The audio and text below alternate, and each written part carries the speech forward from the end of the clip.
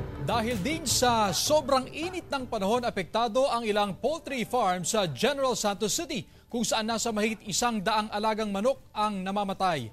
Narito ang report ni Abby Caballero ng GMA Regional TV 1 Mindanao.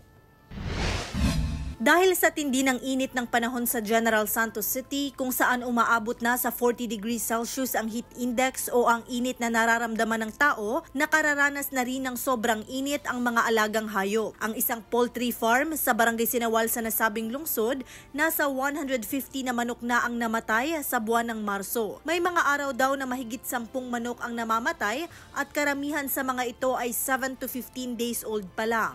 Kayang kainit, matay yun sila. Pati kami, kung maabtan mi og kainit yun, ang init na yun kaya sa sulod, di magimik agwanta, naog mo yun mi. Nakaranas na rin daw ng kaparehong sitwasyon ang naturang poultry farm noong mga nakaraang taon at kadalasan daw itong nangyayari tuwing tag-init. Upang maiwasan na dumami pa ang mga namamatay na mga alaga nilang manok, regular daw ang monitoring ng mga kawani sa naturang poultry farm. Halimbawa, ting init, inapababa na mong mga trapal, ang tubig, ginatanaw na mong tubig. Monitor na lang mong tubig.